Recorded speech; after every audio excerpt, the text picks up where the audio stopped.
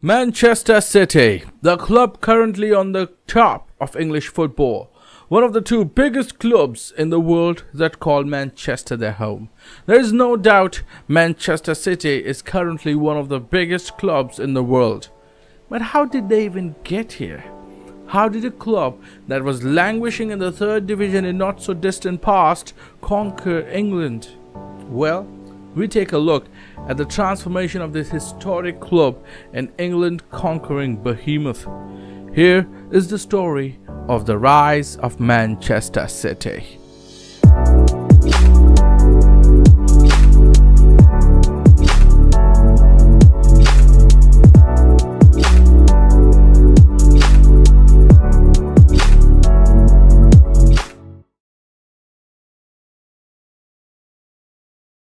Before we delve into how Manchester City got to where they are, it is important we delve into the history of this club. Now, unlike what people online would say, Manchester City does have a lot of history, and not all of it is of failure. The club was officially founded in 1894, though its origin can be traced back to 1880 when it was founded as St. Mark's, West Gorton, which became Ardwick Association Football Club in 1887 before it finally became Manchester City in 1894. Now, we would love to make a video detailing the history of Manchester City, so let us know in the comments if you'd like one. But it is important to note that Manchester City at one point was the bigger club in Manchester. They were also the first of the two big Manchester clubs to win the FA Cup when they beat Bolton Wanderers 1-0 in the final in 1904. They won their first ever First Division League title in 1937. The same season, Manchester United were relegated. In fact, the 1930s offered a stark contrast in the fortune of the two Manchester clubs, as while Manchester City were making cup runs, Manchester United were at the brink of bankruptcy, only saved by James W. Gibson. But it's a story for another time. Manchester City also shared their home stadium, Main Road, where they moved in 1923 with Manchester United during the Second World War, as Old Trafford was damaged during the war. While we're skipping large parts of Man City's history at the moment, any mention of City's history pre-Abu Dhabi era is incomplete without mentioning their most successful era during this time, the late 1960s, early 1970s. 1967-68 season saw Manchester City win their second ever First Division League title when they beat Newcastle United on the last day of the season 4-3. beating Manchester United to the title. More success followed when they won the FA Cup in 1969. It all became even sweeter when Manchester City won their first ever European Cup, winning the European Cup Winners' Cup in 1970. The same season, they also won the League Cup, becoming only the second team in the English history to do a European and a domestic cup double. Players like Mike Summerbee and Colin Bell were largely responsible for such performances. However, 1970s also saw the beginning of the decline of the club. From the manager merry-go-round to the boardroom instability, they soon found themselves become a relegation fodder, yo-yoing between the first and second division. Though the darkest day in the club's history must have been the relegation to the third division, which was called Second Division due to Premier League, an English football pyramid. They became only the second ever club to be a European trophy winner who got relegated to the third division. They bounced right back up by winning a dramatic playoff against Gillingham that saw Paul Dickow score an equalizer in the dying moments to help City bounce back from 2 goals down and eventually win on penalties. Back-to-back promotions saw City come back to Premier League, though they were relegated again in 2001. Kevin Keegan took over as the manager and won an immediate promotion back to the Premier League by winning the First Division title. 2003-04 close season also saw Manchester City move from their much beloved home, Main Road, to the City of Manchester Stadium. City were now firmly established as a Premier League mid-table club, finishing between 16th and 8th position since moving to the new stadium. However, things were about to change soon. In 2007, the club found a silver lining. Former Thai Prime Minister Thaksin Shinawatra acquired a 75% stake in the club for £81.6 million and installed former England manager Sven-Goran Eriksson as manager. His reputation was at best sketchy, as he was embroiled in a litany of corruption charges back home.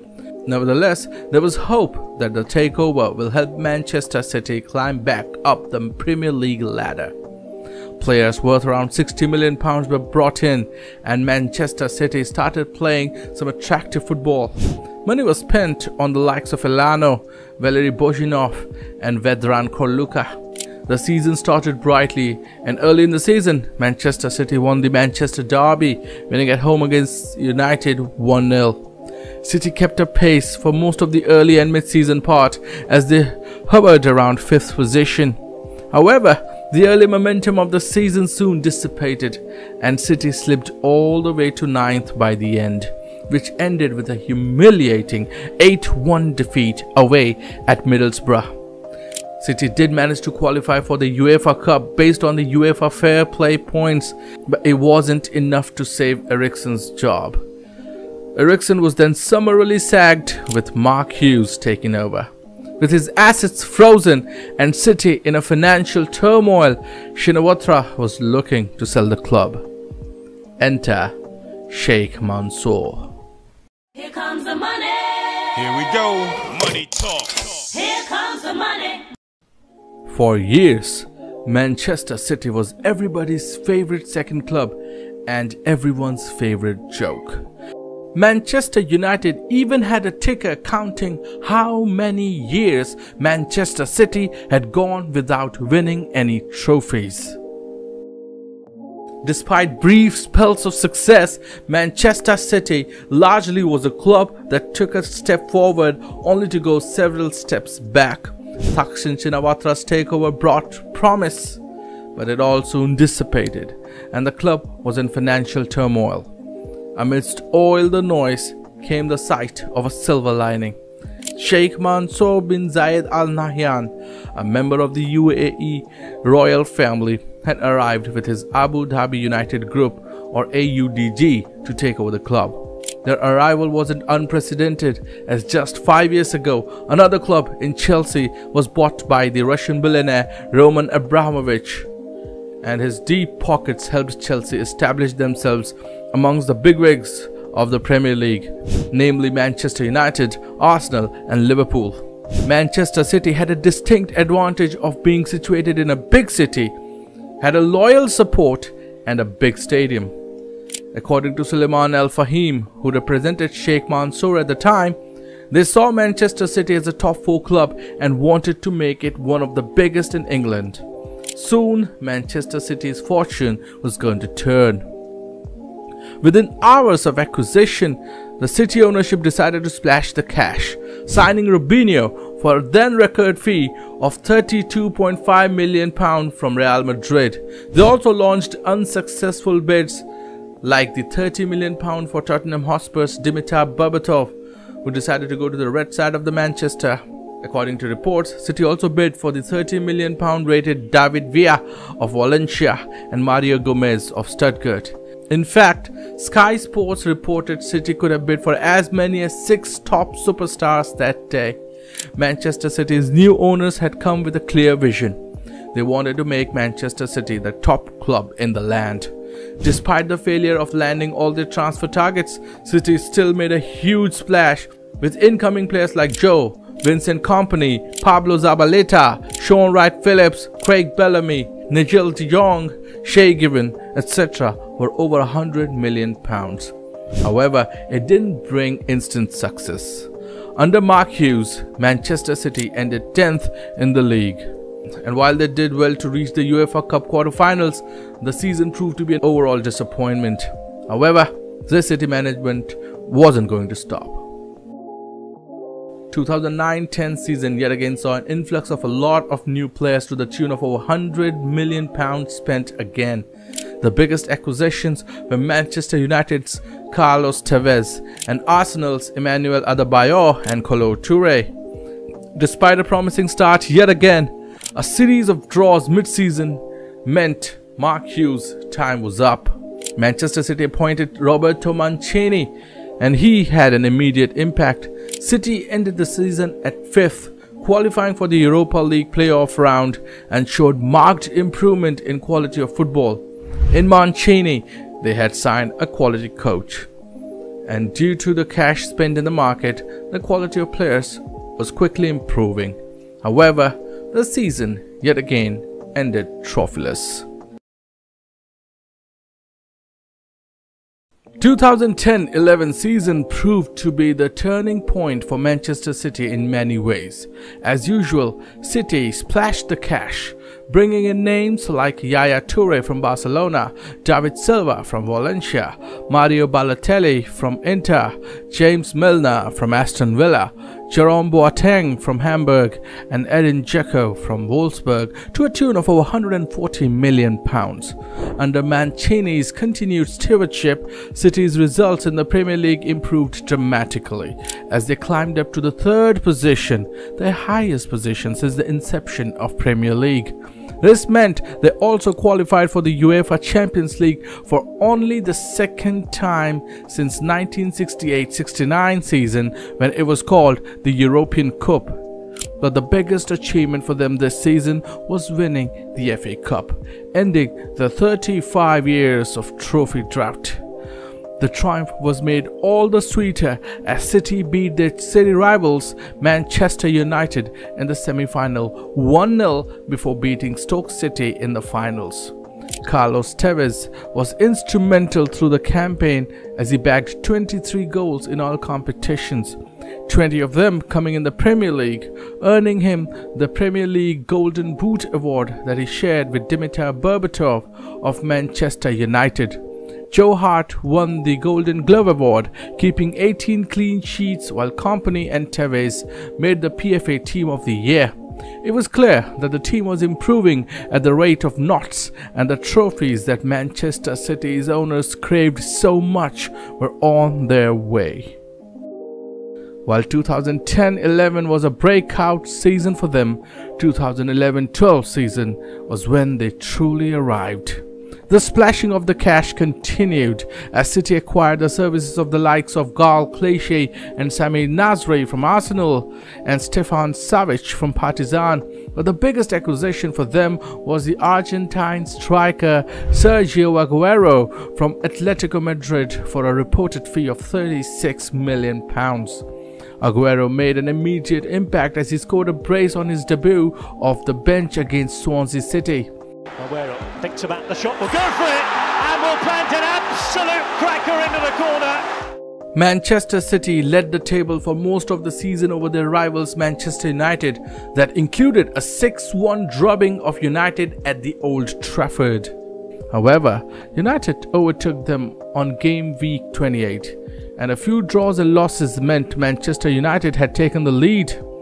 However, 5 wins on the trot brought both Manchester City and United level on points on the final day of the season.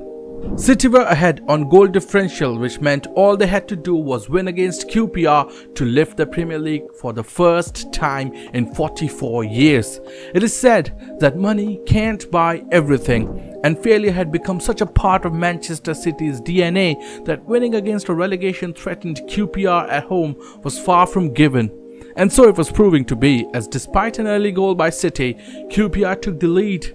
In one of the most dramatic ends to a Premier League season, City entered the injury time down 1-2. And while Manchester United wrapped up a 1-0 victory at Sunderland, something miraculous transpired at the Etihad. Something that words cannot describe. With just the injury time left to play, Edin Dzeko equalized, but it wasn't going to be enough. And then the clock struck 93-20. Balotelli, Aguero!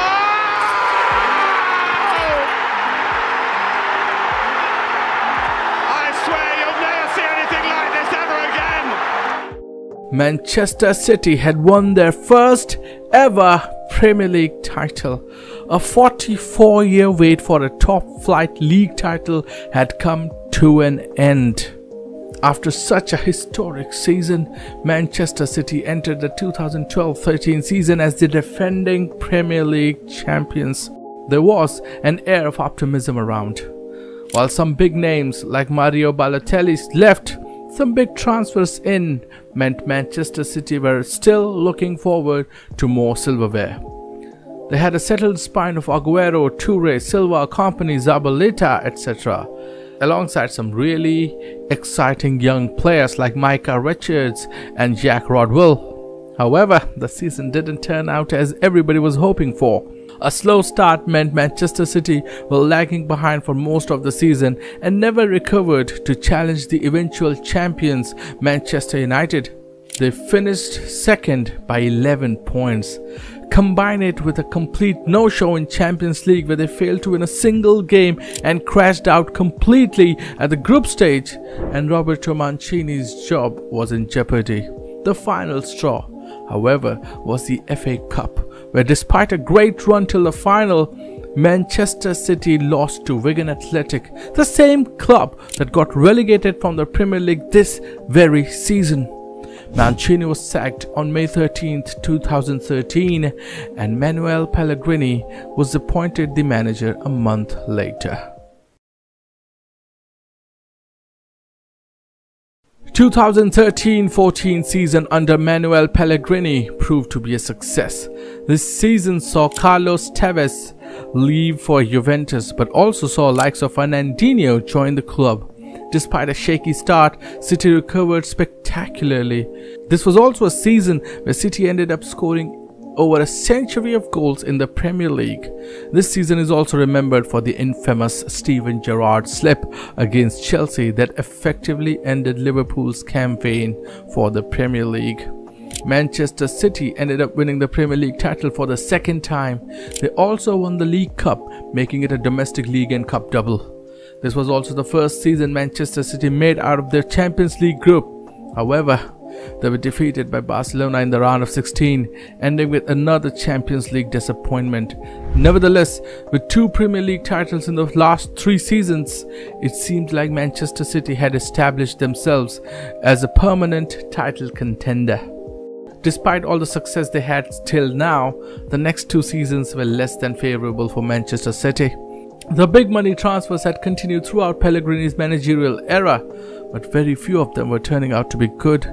City still largely depended on the spine hired under Mancini and before, namely Aguero, Kompany, Silva, Toure, Joe Hart, etc. Fernandinho was a good acquisition, but defensive frailties remained despite multiple recruitments in defensive positions of the likes of Bakary Sagna, Ilakim Mangala and Martin de Michelis. City ended up behind Chelsea by 8 points in the 2014-15 Premier League season and yet again went out to Barcelona in the round of 16 of Champions League. City also had a horror show in the cup competitions, crashing out of both FA Cup and League Cup in the 4th round. The season went trophyless and the situation only got worse the next season. 2015-16 Premier League season is famous for Leicester City's miraculous run to the Premier League title, but this season was the worst Manchester City performed in the Premier League since the 2010-11 season, ending up 4th with just 66 points, their lowest in this period. City's performances in the Champions League were better. They won their group and made it all the way to the semi-finals, beating Dynamo Kiev and Paris Saint-Germain in the process. However, they lost narrowly to Real Madrid, and it meant Champions League was yet too far of a step for this Manchester City team. They, however, did win a trophy, winning League Cup against Liverpool on penalties in the final. Overall, the season was a disappointment, and it was clear that Manchester City's lofty ambitions were a bit too big to be fulfilled by Pellegrini. Since the Abu Dhabi takeover of Manchester City, the new owners had poured almost £1 billion in transfers, brought in some of the best players in their positions, had improved the stadium and established a very good academy, and yet they had only won 2 Premier League titles, 2 League Cups and 1 FA Cup in those 8 seasons. The success on the pitch wasn't really matching with the investment they had made. It was time to get to the next level, and they made the move. Pep Guardiola is regarded as one of the best coaches in football. He had transformed Barcelona, winning 14 trophies with them that included 3 La Liga titles and 2 Champions Leagues. After a season sabbatical, he joined Bayern and found more success, winning 3 consecutive Bundesliga titles.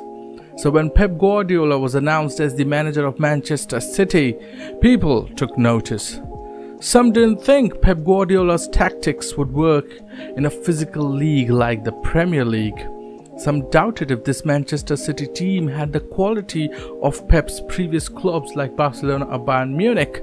Despite all the doubts, there was also a case of optimism among the City fans who knew that a team comprising of the likes of Aguero, David Silva, Toure, Kompany, Kevin De Bruyne had enough quality to succeed. Manchester City had been working behind the scenes to make the transition for Pep as smooth as possible. Pep's old bosses at Barcelona, Txiki Begiristain and Ferran Soriano, had been hired by Manchester City 4 years prior and were looking to hire Guardiola ever since. Guardiola rung out immediate changes, and the biggest casualty of his changes was Joe Hart. Joe Hart was considered to be one of the best shot stoppers in the Premier League and had been Manchester City's first choice keeper since 2010. However, unimpressed by Hart's skills on the ball, Guardiola froze him out of the first team, deeming him unfit to play a sweeper-keeper role that Guardiola wanted before eventually loaning him out to Torino. Aguero too saw his minutes reduced as Guardiola wanted a striker who was adept at pressing as well. Toure's agent's comments saw Toure too sidelined before he finally apologized and was allowed back in the team. Manchester City's defense needed bolstering too, as Vincent Kompany was spending more and more time in the infirmary. So John Stones and Nicolas Otamendi were brought in. Joe Hart was replaced by Claudio Bravo. Gundogan, Nolito, Sané and Gabriel Jesus were also signed this season. It seemed Guardiola was hard at work to mold City into his vision. The changes, however, didn't work in his first season. After a bright start, City struggled through the mid-season and fell behind Chelsea and Tottenham Hotspurs for most of the season, eventually ending up third, 15 points behind the eventual champions, Chelsea.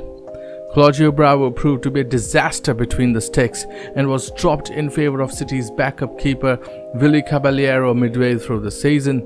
City's fullbacks Zabaleta, Clichy, Kolarov or Sonia just couldn't keep up with pacey wingers. Defeats away to Leicester by a margin of 4-2 and at Everton by the margin of 4-0 really showed deficiencies in City's defence, and the Champions League elimination in the round of 16 at the hands of Monaco, which saw City going out on away goals despite scoring 5 goals at home, just solidified City's defence needing an overhaul despite the summer acquisitions. Guardiola's first season in the Premier League went trophyless, his first ever season, and questions were being asked if the tactics can actually work in England. After an unsuccessful first season, Guardiola knew he had to make sweeping changes to the team. Gone were the aging fullbacks, meaning all of Sanya, Kolarov, Clichy and Zabaleta were gone. Also gone were the backup keeper Caballero and last season's acquisition Nolito. Kyle Walker, Benjamin Mendy and Danilo joined to bolster the defence. Claudio Bravo was relegated to the backup keeper role as Ederson was brought in. Bernardo Silva too joined this season. The January transfer window saw Aymeric Laporte coming over from Athletic Bilbao. In all, City spent a total of over £250 million in this one season, their biggest outlay in a single season, and the extravagant spending bore fruit immediately. City went on an undefeated streak of 22 Premier League games, which included 18 consecutive victories, the longest streak of all time in the English football. Manchester City became the first Premier League team to accumulate 100 points in a season, winning Guardiola's first Premier League title, usurping a distant second, Manchester United, by 19 points. City were crowned champions with 5 games still remaining in the season. Such was their dominance. Not only that, City also went on an incredible cup run, winning the League Cup, beating Arsenal 3-0 in the final. A league and cup triumph couldn't be, however, extended to the Champions League, where City went out to Liverpool in the quarter-finals. They were knocked out of the FA Cup by their old nemesis, Wigan Athletic, in the 5th round. Despite these losses, it was a highly successful second season for Guardiola, ending with a league and domestic cup double. 2018-19 season proved to be an even bigger success. City's only big acquisition of the season was Riyad Mahrez from Leicester, while a lot of players left the club. Biggest among them were Yaya Toure and Joe Hart. Manchester City had a team that was firing on all cylinders.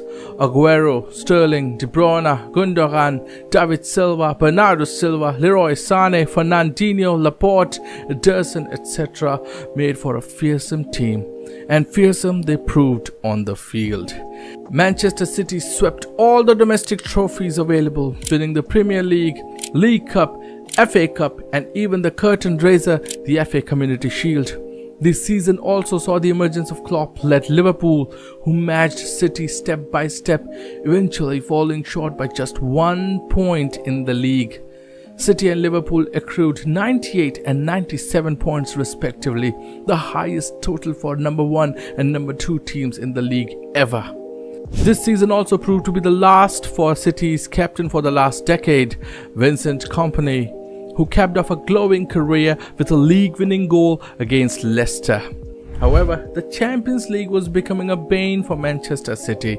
In one of the most dramatic quarterfinals, City were knocked out by the eventual finalists, Tottenham Hotspurs, on away goals, which saw a chaotic second leg played at the Etihad. Despite the Champions League heartbreak, this was City's most successful season ever. It seemed City were primed for a three-peat. Alas, it was not to be. The 2019-20 Premier League season saw Manchester City start slowly. City lost their best defender Laporte early in the season and then never recovered, with Kompany having departed and not being replaced, and Stones too struggling with fitness and form. City's defense was in shambles. But it was not all. The beginning of 2020 saw the COVID-19 pandemic sweep the world, and it had its effect on football too. Football was suspended for a period of time, and when it resumed, it didn't feel the same for a long time. The season petered out for City, who had to contend with a solitary trophy in the League Cup. City ended a distant second behind a rampant Liverpool, who won their first Premier League trophy ever and the first Division League trophy in 30 years. Manchester City's woeful Champions League luck continued as well, as they were knocked out at the quarterfinal stage again, this time by Lyon. After 2 highly successful seasons, this season proved to be a damp squib, and the dream of three-peat never materialized. It was apparent that City's defense needed shoring up. Form had left Otamendi, who saw his time curtailed, while Laporte and Stones struggled with fitness issues. Otamendi left for Porto, making space for Ruben Dias. Nathan Ake was also brought in from a relegated Bournemouth. In attack, Leroy Sané's head was turned by Bayern Munich, and a German usually cannot resist that kind of temptation. City tried to replace him with Ferran Torres. However, City started poorly, and after the first 9 games, City were as low as 13th in the Premier League table. In fact, City were languishing at 8th as late as game 16, but this City team knows how to go on a run. Manchester City went on a 13-game win streak mid-season, overcoming everyone above them and went to the top of the table in the 20th game and didn't look back. The final table didn't show City's poor start as they comfortably ran with the league, ending 12 points clear of Manchester United to win their third league title in 4 seasons. City's fortune turned in the Champions League as well. After 3 consecutive Champions League campaigns where they faltered at the quarterfinal stage, they went above and beyond, beating the likes of Borussia Dortmund and Paris Saint-Germain in the process to reach their first ever Champions League final. Alas, City faltered yet again in an important Champions League game, this time losing to Tuchel's Chelsea 1-0.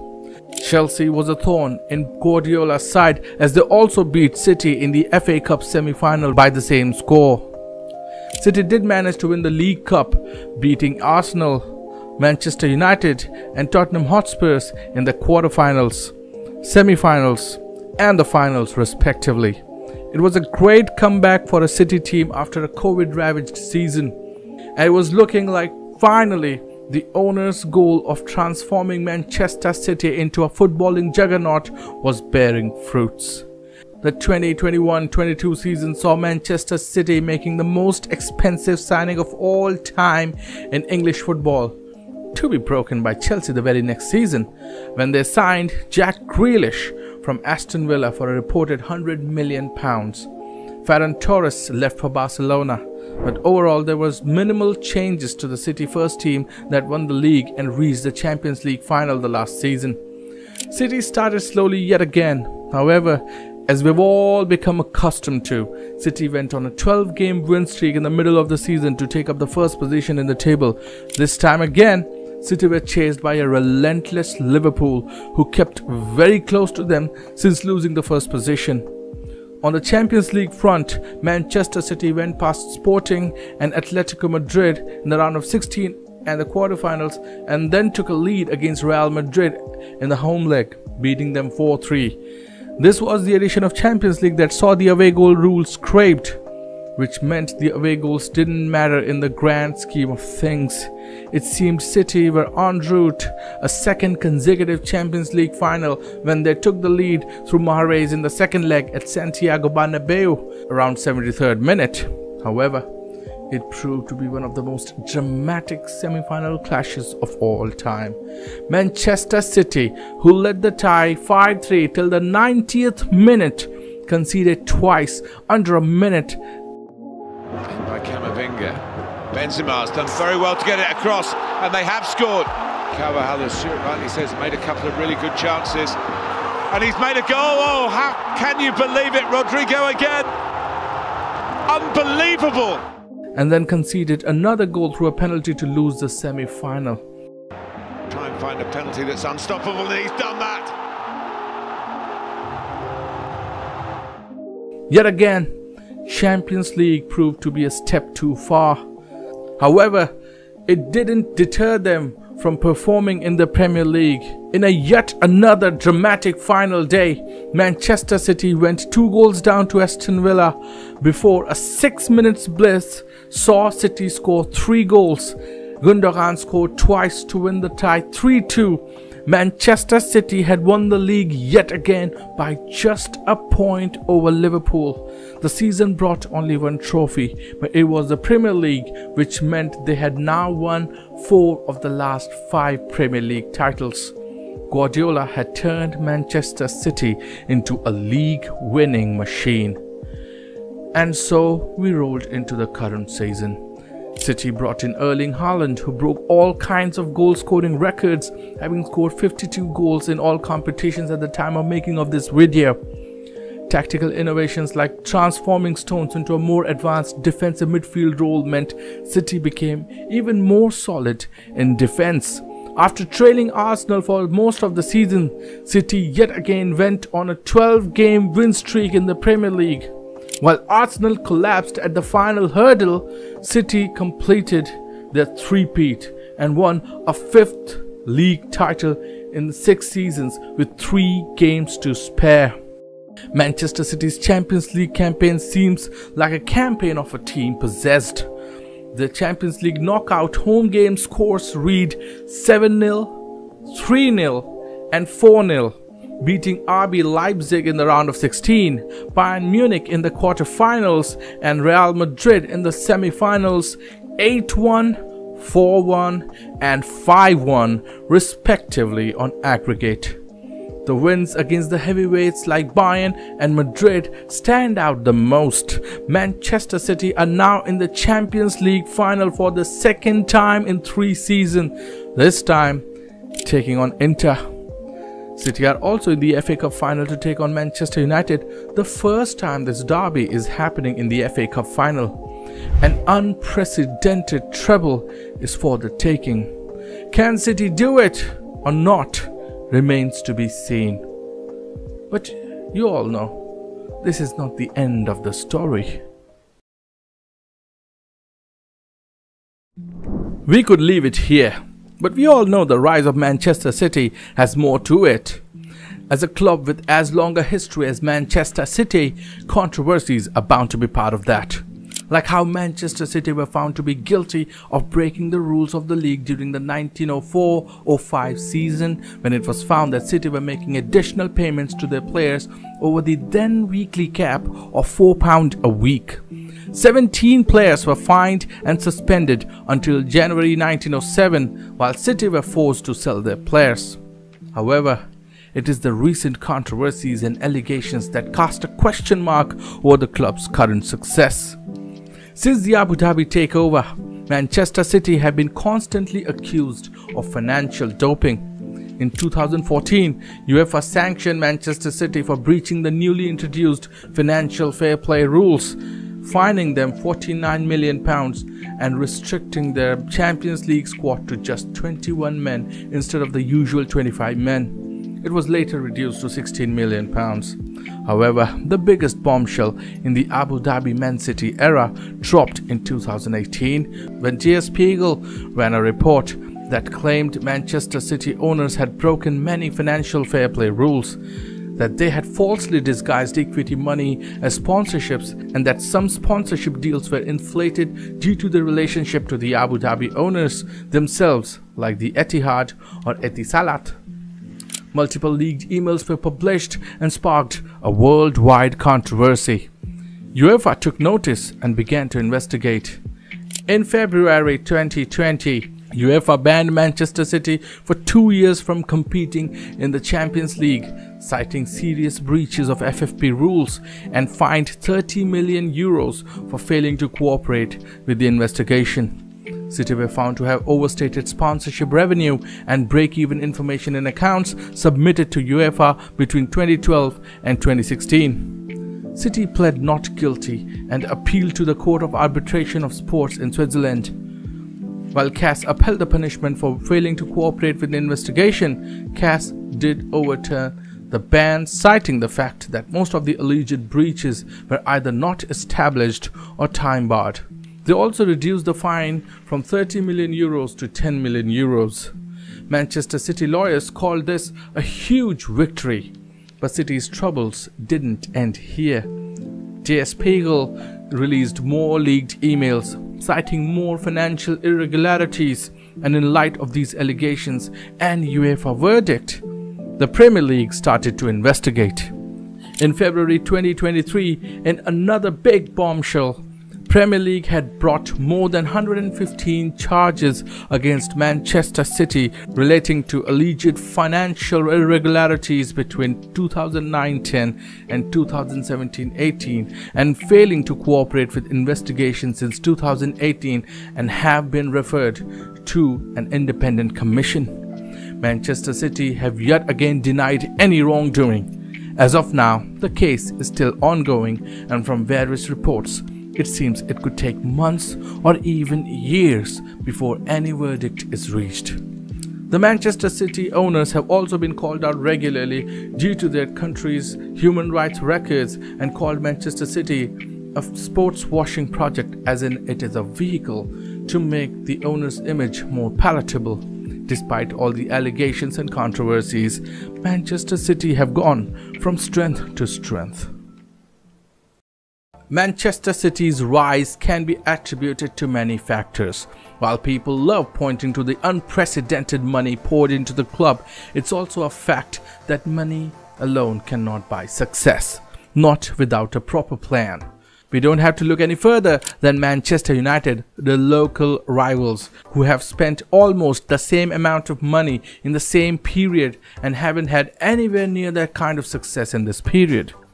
Manchester City's long-suffering, self-deprecating fans who stuck with the team through the thick and thin have a reason to enjoy their recent success. Manchester City have become an English footballing behemoth. And at the time of making of this video, I stood at the cusp of history. Like the video if you like.